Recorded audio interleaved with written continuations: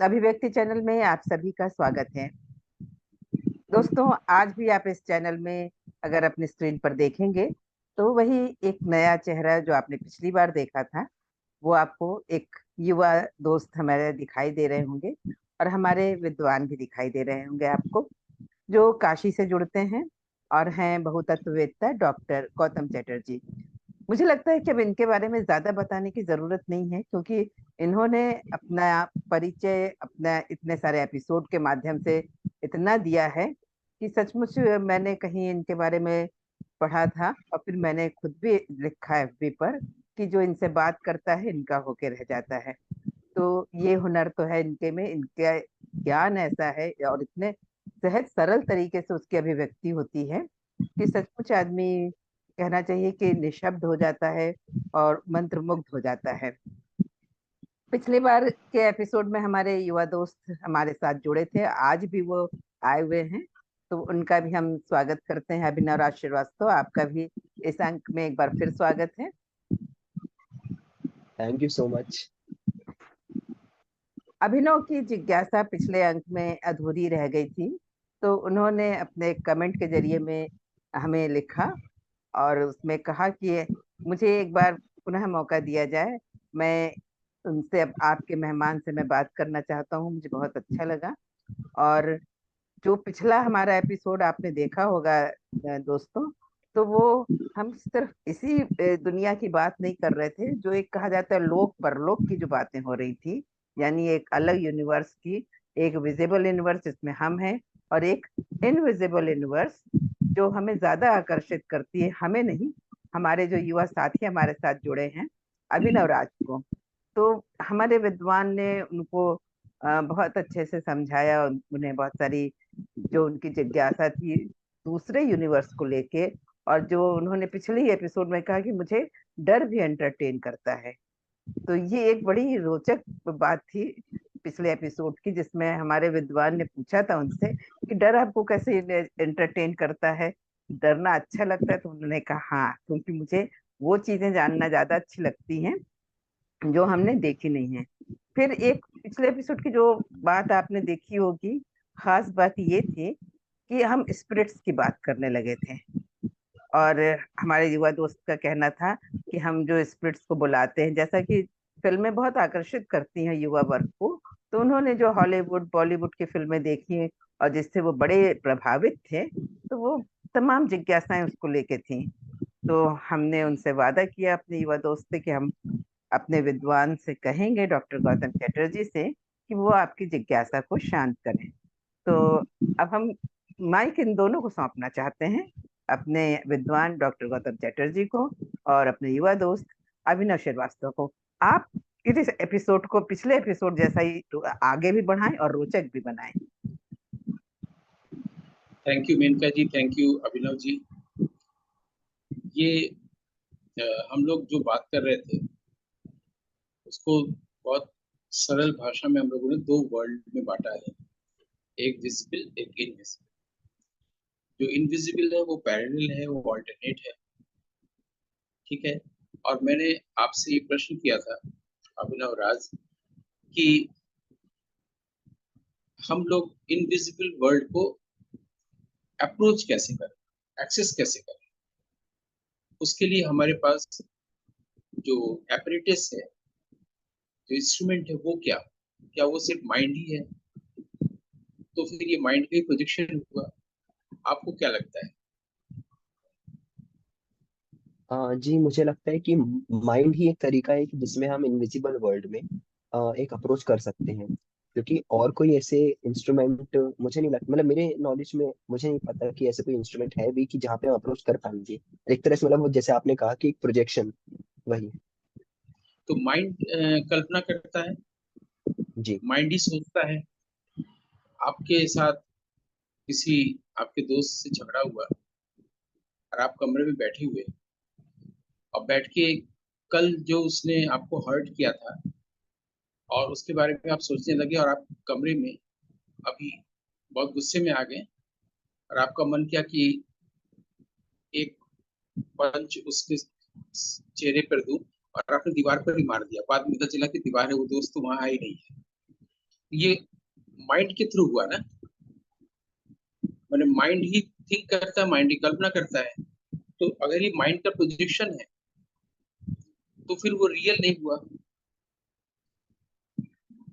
वो तो है नहीं ना।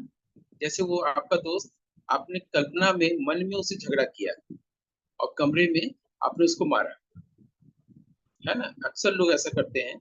एल्बर्ट कामू का एक नॉवेल है, उस नॉवेल में क्या होता है कि आदमी कार से जा रहा है, तब तक पीछे से कोई लड़ा देता है, फिर साइड से निकल जाता है, और वो लिख रहा है कि मैं मन ही मन उसको खूब मार रहा हूँ। ऐसा होता है कई बार। कुछ लोग जो होते हैं फिजिकली हार जाते हैं, लेकिन मन में जीत जाते हैं, कल्पना में। तो ये माइंड का सारा खेल है। तो अगर ये माइंड का प्रोजेक्शन है तो फिर तो वो रियल नहीं हुआ। तो उस वर्ड के बारे में बात करने का भी कोई मतलब नहीं है। और दूसरा दूसरा सेंटेंस हम ये बना सकते हैं कि अगर वो वर्ड इनविजिबल है, तो उस वर्ड का कुछ भी अगर आपके सामने आ जाए तो आप उसको देखेंगे कैसे या सुनेंगे कैसे? कठिन सवाल बन जा रहा है ना। जी, जैसे अगर इनविजिबल वर्ल्ड से हमारे टाइमलाइन में अगर कोई चीज होती है तो हम तो नहीं देख पाएंगे, पर हाँ मतलब हम देख नहीं सकते उस चीज को। मतलब हमसे वो या फिर दूसरी टाइमलाइन है और आपकी दूसरी टाइमलाइन जी है, ठीक है।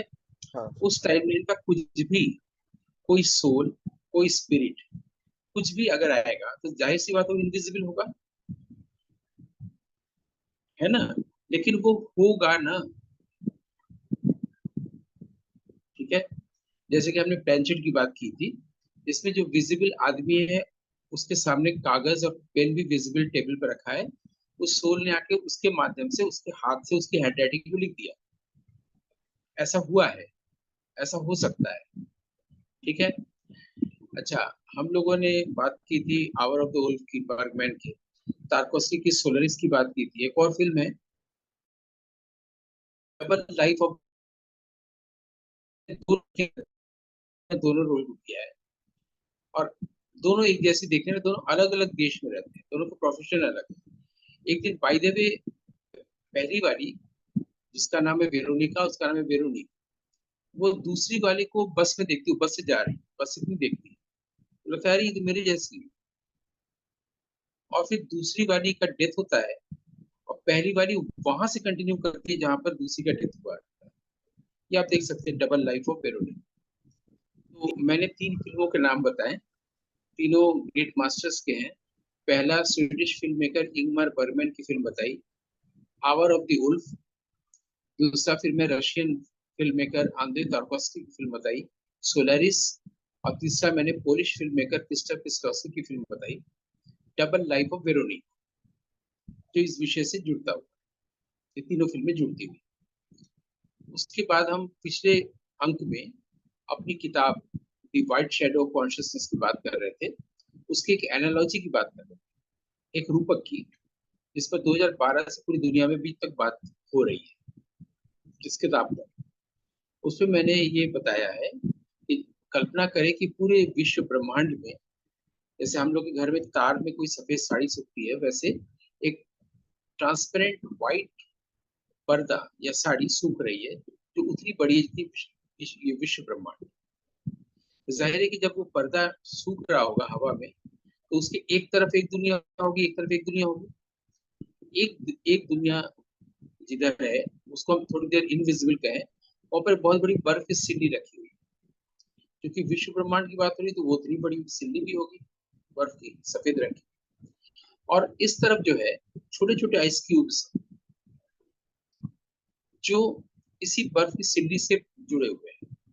अब ये सारे आइस क्यूब्स जो है, एक एक लाइफ है। कोई ये गौतम है, कोई मेनका है, ठीक है, कोई अभिनव है ना। पूरी दुनिया में जितने भी इस विश्व ब्रह्मांड के जितने, सब एक एक आइस क्यूब। लेकिन वो सारे आइस क्यूब यहीं से आए हुए हैं।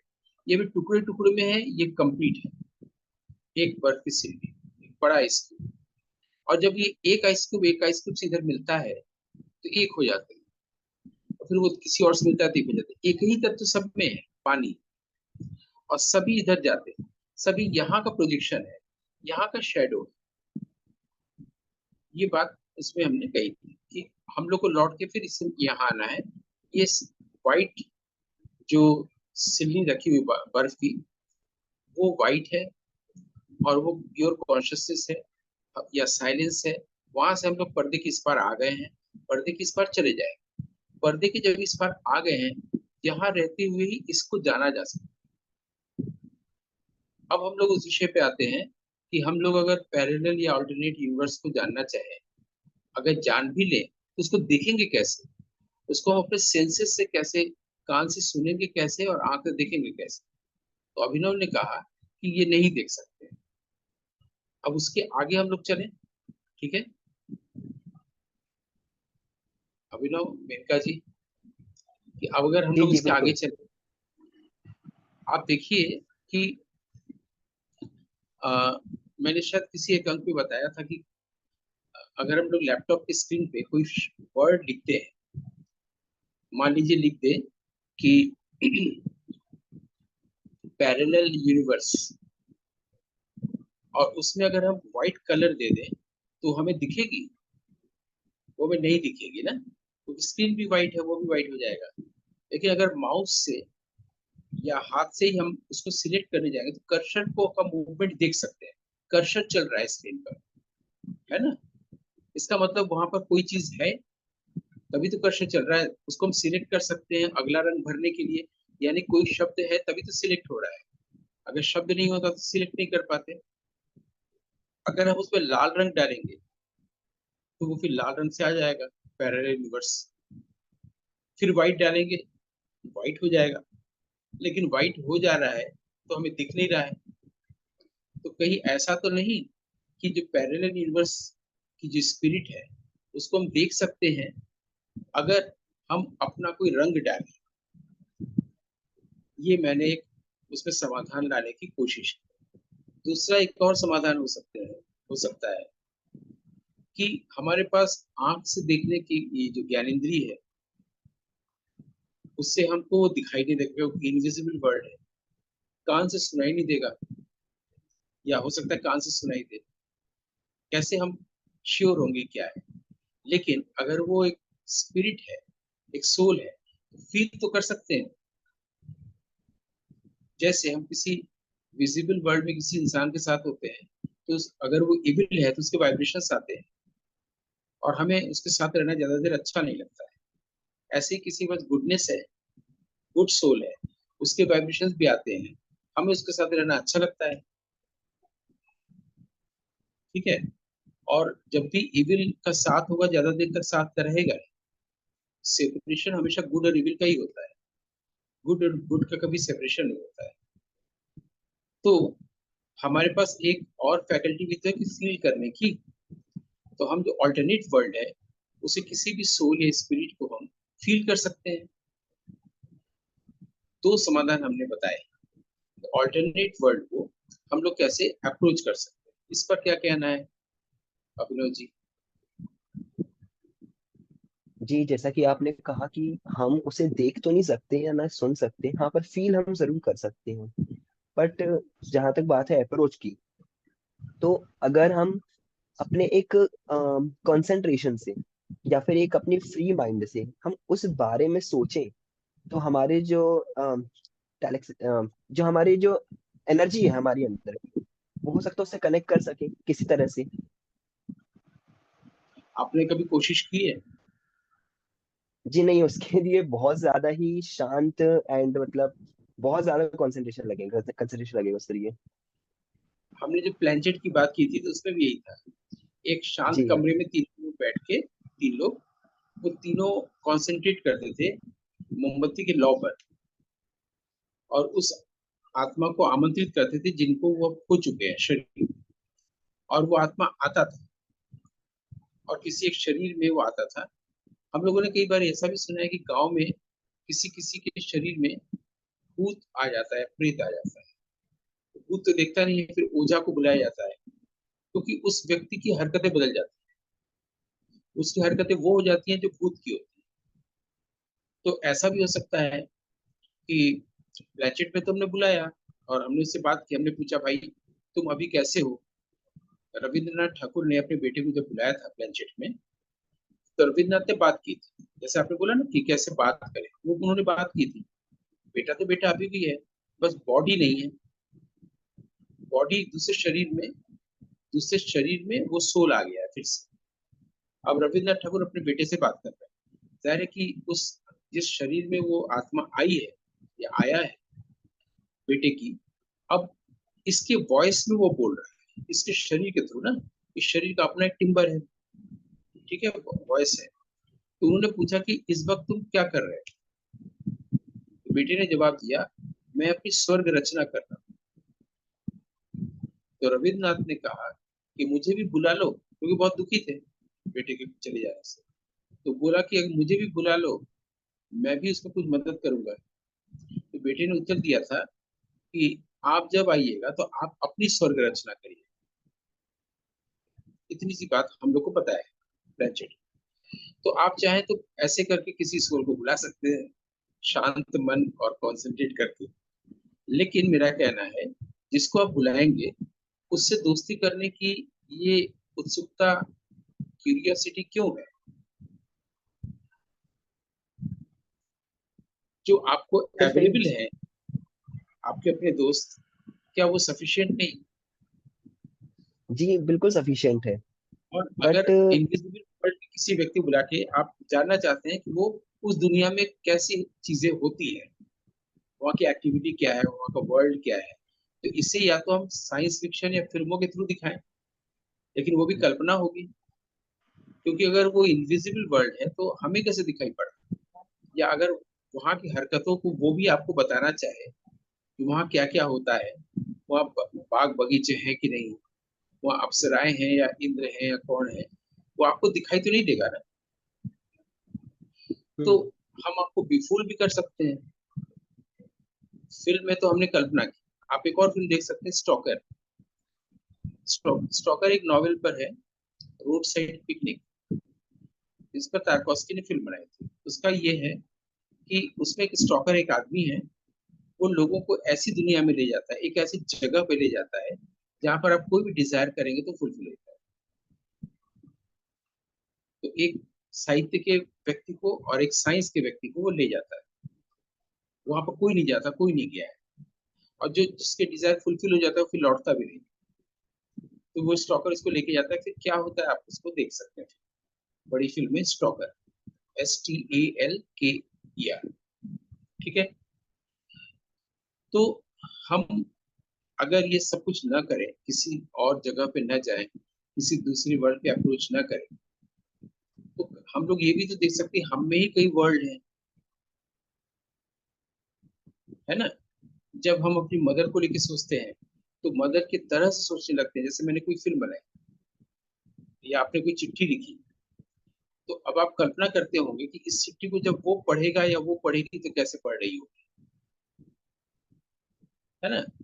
आप अपने फादर की एक्टिविटी को जानते हैं, बिहेवियर जानते हैं। फादर जब इस फिल्म को देखेंगे तो कैसे रिएक्ट करेंगे, उसको आप पूरा फादर की नजरों से देखते हैं, मदर की नजरों से देखते हैं, भाई की नजरों से देखते हैं, बहन की नजरों से देखते हैं, दोस्त की नजरों से देखते हैं, एक ही फिल्म। ये सारे लोग आपके भीतर हुए ना, एक एक व्यक्ति, एक एक वर्ल्ड। तो हम लोगों ने बहुत सारे साहित्य की बात की, बहुत सारी फिल्मों की बात की, साइंस की बात की, किताबों की भी बात की, डेविड बॉम की किताब की बात की, फिर जब कापरा उनके भाई बर्न कापरा की बात की। बर्न कापरा की फिल्म में टर्निंग पॉइंट, शायद मैं भूल रहा था, अभी याद आ गया, टर्निंग पॉइंट पर फिल्म भी बनी है, वो भी आप देख सकते हैं। तो इसमें बहुत वर्षों से कई काम हुए, कई फिल्में बनी है। दूसरी दुनिया, ये जो दूसरी दुनिया है, उसी को हमारे यहाँ स्वर्ग नरक भी कहा गया, लेकिन उसमें कोई वो दिखा नहीं कभी। यहाँ तक कि किसी ने ये भी नहीं बताया कि मरने के बाद हम कहाँ जाते हैं, मरने के बाद हम कहीं जाते हैं या स्वर्ग क्या होता है, ये कौन बताएगा? वो बताएगा तो एनलाइटेंड होगा। तो बुद्ध भी तो नहीं बताए हैं, रामकृष्ण परमहंस भी तो नहीं बताए हैं। ये लोग चाहते तो बता सकते थे, इनको सब दिखता है। बुद्ध ने ये बताया है कि वो पिछले जन्म में क्या थे, उसके पिछले जन्म में क्या थे, उसके पिछले जन्म में क्या थे, और अपने सारे जन्मों के बारे में बताया है। लेकिन इस बार जब वो उन्होंने बॉडी को छोड़ा, फिर वो कहाँ गए? क्या अभी भी हैं? अगर हैं तो अपने शिष्य जो थे आनंद, उसको किसी भी तरह से, जहां जिस दुनिया में अब है, उस दुनिया की बातें वो किसी जरिए से बता सकते थे। जैसे प्लेनचेट में आके कोई शरीर के माध्यम से कोई लिख दे रहा है, वैसे बुद्ध तो समर्थ है, अब वो भगवान हो गए हैं। तो वो चाहे तो किसी भी तरीके से किसी चीज के जरिए आनंद को बता सकते थे कि देखो, ये मैं अभी भी हूँ, और ये एक शाश्वत जीवन होता है, इसमें डेथ नहीं होता, ये टाइमलेस है। डेथलेस से बता सकते थे, लेकिन उन्होंने भी नहीं बताया। पूरी पृथ्वी में आकर किसी ने नहीं बताया। ऐसे में गुरजेफ की एक फिल्म आप नौ किताब पढ़ सकते हैं। गुरजेफ ने 7 लेयर्स की बात की है कि हम लोग के 7 लेयर्स होते हैं सोल के, उसमें विजिबल से इनविजिबल कैसे होते हैं हम ही। ऐसे ही यहाँ बॉम्बे के पास, पुणे के पास एक जगह है अकबरपुर, वहां पर मेहर बाबा हुए। मेहर बाबा की जगह को आज मेहराबाद बोला जाता है, और वो वर्षों तक खामोश रहे। ठीक है, उनकी किताब है गॉड स्पीक्स, उन्होंने भी उसमें 10, 7, 11 ऐसे लेयर्स की बात की। तो ये कठिन हो जा रहा है, लेकिन जब हम इस पर कोई फिल्म देखते हैं तो हमारे लिए इंटरेस्टिंग होता है। अगर हम लाइफ बियॉन्ड डेथ को पढ़ने जाएंगे, मेहर बाबा की किताब पढ़ने जाएंगे, गुरजेफ की किताब को पढ़ने जाएंगे, तो बहुत कठिन सा होता जाएगा और नीरस सा होता जा रहा है। लेकिन कोई अगर हमें फिल्म के माध्यम से बता रहा है, तो जाहिर सी बात है वो ऑथेंटिक नहीं है, वो एक फिक्शन है ना, साइंस फिक्शन। तो आपकी रुचि सिर्फ साइंस फिक्शन तक ही है, या इसके और गहराई में जाके जानने की?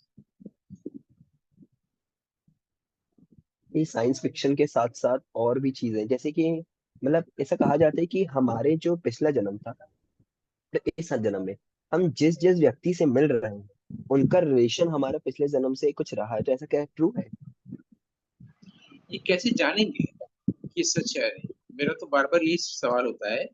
हम जी किसी बस। एक मेंटल स्टेट से ही तो इस सवाल का उत्तर देने जाएंगे, हम्म। और मुझे नहीं पता होगा तो मैं आपको भरमाऊंगा। ये वैसे ही है जैसे समुद्र में बहुत सारे वेव्स आते हैं, उसमें कुछ बड़े वेव होते हैं, कुछ छोटे वेव होते हैं। तो बड़ा वेव भी भाग रहा होता है, कुछ छोटे वेव भी आते हैं। बड़ा बोलता है सभी लोग समुद्र को ढूंढ रहे हैं, समुद्र कहाँ है, समुद्र की वेव है। तो बड़ा वाला वेव बोलता है कि देखो मैं टीचर हूँ, मैं तुमसे उम्र में बड़ा हूँ, मुझे मालूम है, मैं तुम्हें बताऊंगा समुद्र कहाँ है। छोटे वेव भी उसको फॉलो कर रहे हैं। तो बड़ा वाला वेव छोटे वाले वेव को बेवकूफी तो बना रहा है। दोनों का ही तो एग्जिस्टेंस समुद्र के कारण है, समुद्र नहीं होगा तो वेव कहाँ से होगा? लेकिन सब भागते हुए जाते हैं, और जाके एक दीवार है वहीं पर औंधे मुंह गिरते हैं, चोट खाते हैं, फिर वापस लौटते हैं। ये मैं बॉम्बे में चुपचाप देखता था, ये सब भाग रहे हैं। क्यों भाग रहे हो? शांत रहो। जबकि नदी का स्वभाव शांत होता है, और इतनी नदियां तुम में आ गई है, तो नदी का स्वभाव भी नहीं आया, नदी का मीठापन भी नहीं आया।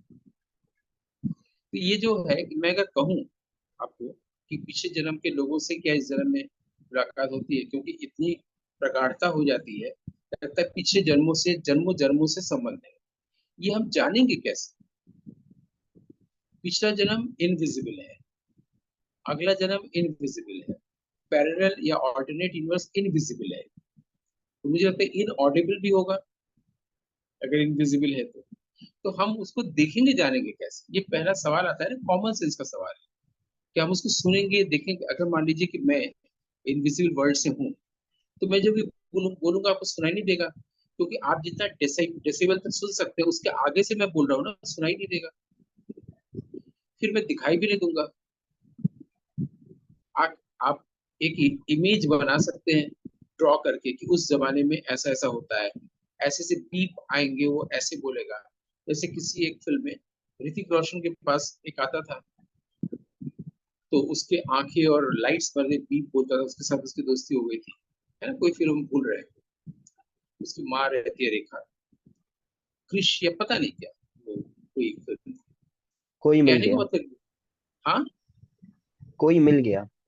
कोई मिल गया, हाँ। कोई अब मिल ये गया। है, हाँ, अब ये है कि ये विजुलाइज किया गया है ना, किसी ने सचमुच में तो देखा नहीं है। पहली बार किताब में लिखा कि कोई एलियन होता है, उसने भी एलियन को नहीं देखा। जब देखा नहीं, सुना नहीं, तो बातचीत कैसे हुई? तो उसने किताब में लिखा फिक्शन, उस पर काव्य बना, विजुअल पोइट्री, विजुअल फिक्शन। तो आपने देखा, तो आपकी रुचि और बढ़ गई कि और देखेंगे, और उत्सुकता जागी। तो उसको हम अप्रोच कैसे करें?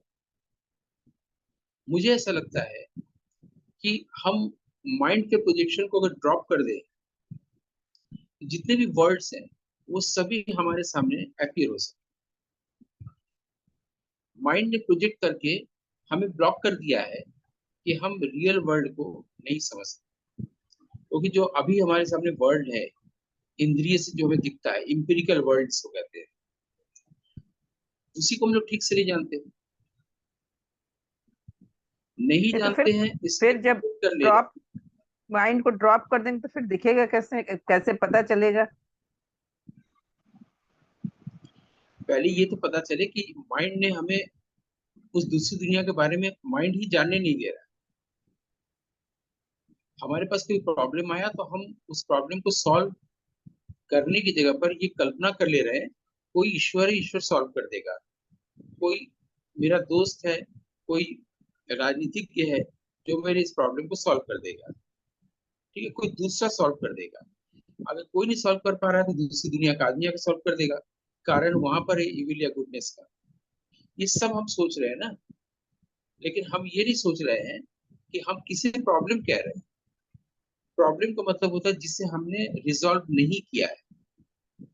समस्या शब्द का मतलब होता है जिस भी चीज को हमने रिजॉल्व नहीं किया है। मान लीजिए मेरे और आपके बीच में रेगुलर झगड़ा होता है, इस चीज को हमने सुलझाया नहीं, ये प्रॉब्लम है। सुलझा दिया तो प्रॉब्लम नहीं, तो प्रॉब्लम आ ही नहीं सकता कभी लाइफ में, है ना? तो अब ये हमारे लाइफ में कोई दुख है, कोई प्रॉब्लम है, या मान लीजिए कौतूहल भी है, वो इसलिए है कि हम जिसे नहीं देखते उसके प्रति आकर्षण ज्यादा होता है। दूसरी कोई दुनिया जहां पर ऐसे लोग होते होंगे, वो हमारे लाइफ को डिटरमाइन करते हैं, ये किसने बताया? माइंड ने ही तो बताया। तो अगर हम माइंड के सजेशन को न माने, तो पहली बात की है कि जो रियलिटी है वो रिवील करेगी। माइंड के कारण ही तो हम अपने जन्म से लेकर अभी तक कुछ भी नहीं देख पाए हैं, माइंड की आंख से देखते रहे हैं ना। बिना माइंड के भी एक बार देख लें तो हो सकता है हमें पता चल जाए कि जो अदर वर्ल्ड है, जो इनविजिबल वर्ल्ड है, वो हमारे आसपास है, जिसको हम लोग विजुलाइज भी कर सकते हैं। ये एक सजेशन स्पीकर दे रहा है, इसको सुनने के बाद क्या लग रहा है? मेनका जी बताइए, अभिनव जी बताइए। जिससे एक चीज आपने बीच में पूछी कि जो जिस चीज को हमने नहीं देखा है या हम नहीं सुन सकते हैं, जो हम देखे ही नहीं है, तो उसको हम कैसे देख सकते हैं? तो आपने ही एक एपिसोड में बताया था, जब बात हो रही थी इंद्रियों की, तो आपने कहा कि 5 नहीं 10 इंद्रियां होती हैं। तो उसमें एक इंट्यूशन की भी बात थी, एक तो फीलिंग्स भी थी। कई बार हमें कहीं हम कहीं जा रहे होते हैं, फिर सोचते हैं कि अरे यहाँ ना जाए, हो सकता है हमारा काम ना हो। तो जो दूसरे पैरेलल वर्ल्ड की हम बात कर रहे हैं, तो कुछ ना कुछ ऐसा हमारे साथ घटित होता है या ऐसा हमें महसूस होता है। तो हमें लगता है कि हाँ, कोई चीज एग्जिस्ट कर रही है जो हम देख तो नहीं पा रहे हैं, पर हाँ महसूस कर रही है, या हमें किसी तरीके से इंडिकेट कर रही है, कुछ काम करने से रोक रही है, या तो उस वक्त मैंने हेल्प कर रही ये है। कहा था कि ये जो पांच इंद्रियां हमें बाहर क्यों ले जाती है ना, आँख, कान, स्पर्श, टेस्ट, है ना, बाहर की दुनिया के बारे में, बाहर की दुनिया का पता देती है ना।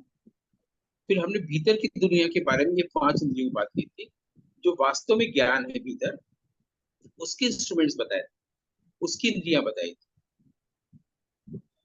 तो जो जो दूसरा वर्ल्ड है वो हमारे भीतर ही हुआ ना, क्योंकि अब हम इंस्ट्रूमेंट का यूज भीतर की वर्ल्ड के लिए करने जा रहे हैं। बाहर की इंद्रियां जो है वो बाहर ही वर्ल्ड के लिए जाएगी। वो अभी बता रहे कि बाहर का भी कोई बाहर है, ऑल्टरनेट, पैरेलल। तो ये जो इंद्रियां हैं वही तो माइंड है ना। माइंड की इंद्रियों से तो, आंख से तो हम लोग जो ज्ञान इंद्रिया है उसका प्रयोग करके देखें, यही तो प्रस्ताव रखा जा रहा है। यानी हम अपने भीतर की दुनिया में जाएंगे ना। बिल्कुल। अब बाहर की दुनिया तो पहली कैंसिल हो गई, भीतर की दुनिया में दूसरी दुनियाएं हो सकती हैं। जी अब जैसे मेरा एक प्रश्न ये अभिनव है, बोलिए मेरा एक बोलिए। प्रश्न ये है कि जैसे आपने बोला कि माइंड को हम ड्रॉप कर दें रियलिटी, मतलब यूनिवर्स से इनविजिबल यूनिवर्स जाके उसमें, है ना?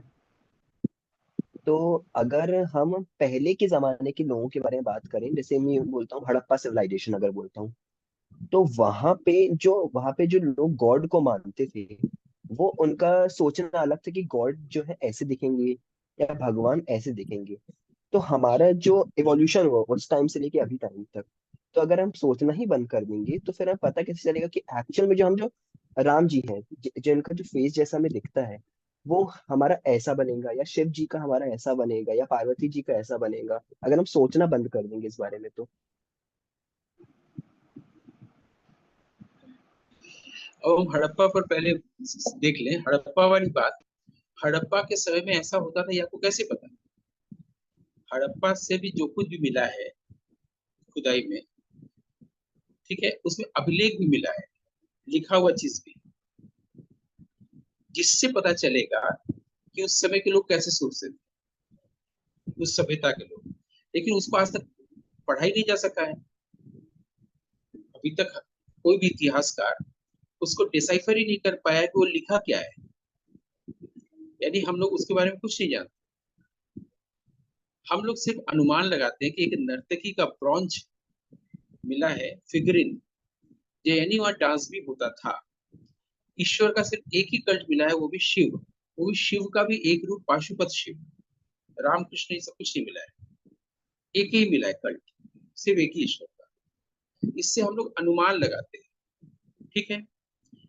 अब आप रामायण महाभारत में चले जाइए, उसमें भी बहुत सारी बातें कही गई है। अब रावण सीता को रथ में लेके जा रहा है आकाश में, जटायु से उसका संग्राम होता है, वो अपना मैंने सब कुछ वो करवा देती है कि ताकि वो रोक सके, रावण सीता माँ को न ले जाने दे, है ना। उसके पंख पंख भी काट देता है वो तलवार से। तो ये आपको कल्पना फिक्शन लगता है या रियल लगता है कि आकाश मार्ग से रथ जा रहा उसके जो स्पॉट्स है, मतलब जैसे कुछ कहना चाहिए, जैसे रामायण के राम सेतु एंड है? तब कहना श्रीलंका, मतलब ये सारे। ये पूरी तरह से कहानी नहीं लग रही है, कहानी है। अब अगर कृष्ण एक्चुअल, जो है, अगर एक पेड़ के डाल पर बैठे हैं, बांसुरी बजा रहे हैं, और कोई बहेलिया तीर चला रहा है जिनके पाँव में लग रहा है, तो उनकी मृत्यु हो रही है, ये लिखा हुआ है, तो ये रियल लग तो रहा है। ऐसा हो सकता है कोई भी पेड़ में बैठे और बांसुरी बजाए, कोई भी गाय चराए, ठीक है, राजा अपने बेटे को बोले कि नहीं तुम जंगल में जाके 14 साल रहो, ये सब रियल लग तो रहा है। लेकिन पृथ्वी के भीतर से, खेतों से कोई घड़ा निकले और उसमें से एक बच्चा हो, जन्म हो, जिसका नाम सीता रखा जाए, ये भी हो सकता है कि कोई बच्चा घड़े से वहां छुपा गया। ऐसा हो ही सकता है ना। जी हाँ। तो हम लोग को बार बार रियल और फिक्शन दोनों देखना पड़ेगा ना, कि कुंती के कान से कर्ण का जन्म हुआ, सूरज उनके पति है, ऐसा वो बोल रही है, तो ये कुछ अनरियल सा लग रहा है ना। लेकिन इसको सुलझाने में, महाभारत की इन बातों को सुलझाने में, वो जो पैरेलल यूनिवर्स है, ऑल्टरनेट यूनिवर्स, जो हम लोग के इस अंक का विषय है, क्या वो मदद करेगी? या हम अपने भीतर जा करके कोई वर्ल्ड ऐसा होता होगा जिस वर्ल्ड से वेद व्यास की कहानी लिख रहे हैं, हम भी उस वर्ल्ड को अप्रोच कर सकते हैं और उसका मतलब समझ सकते हैं कि इसका मतलब क्या है, इस रूपक का, इस सिंबल का, इस एनालॉजी का, इस मेटाफर का। दो अप्रोच हो गया ना। हम बाहर जाएं, इनविजिबल वर्ल्ड से को अप्रोच करें और पूछे भाई इसका मतलब बताओ, ये रथ वाले प्रसंग का, समुद्र पर पुल बनना, हाँ, या कुंती और सूरज का नियोग होना, उसे कान से जन्म लेना, कर्ण था इसका नाम, ये बोला गया है, ठीक है। ये ऐसी बहुत सारी चीजें हैं। तो इसका उत्तर हमें वो इनविजिबल वर्ल्ड जो बाहर है वो देगा, या इनविजिबल वर्ल्ड हो सकता है हमारे भीतर कोई हो, वो देगा, क्योंकि उसी वर्ल्ड में जाकर वेद व्यास ने लिखा है। उसी वर्ल्ड में जाने से राम और कृष्ण के दर्शन हो सकते हैं। उसी वर्ल्ड में जाने के लिए सारे आध्यात्मिक प्रैक्टिसेस हैं, योग साधनाएं हैं। वो जो एक पैरेलल यूनिवर्स है, जहां जाने से हमको साक्षात राम के दर्शन हो जाते हैं, कृष्ण के दर्शन हो जाते हैं, जिसको आत्म साक्षात्कार कहते हैं, जिसको सेल्फ रियलाइजेशन कहते हैं। तो उस वर्ल्ड को जानने के लिए, उस वर्ल्ड में जाने का अप्रोच भीतर की ओर है ना, बाहर तो है नहीं। तो सारा आपकी जो क्यूरियोसिटी का जो वर्ल्ड था सिनेमा को लेकर और अदर वर्ल्ड को लेकर, वो तो सब हम लोगों ने हमने बकवास कर दिया, बेकार कर दिया। अब तो फिर कौतूहल ही नहीं रहेगा ऐसी फिल्मों को देखने का, ऐसी दुनिया में जानने का। इसमें कई किताबें हैं, लेकिन ये वेस्टर्न माइंड का प्रोजेक्शन है, कोई अदर वर्ल्ड है। हमारे यहाँ भी अदर वर्ल्ड की बात की गई, और भारत में भी, लेकिन वो अदर वर्ल्ड हमारे भीतर है।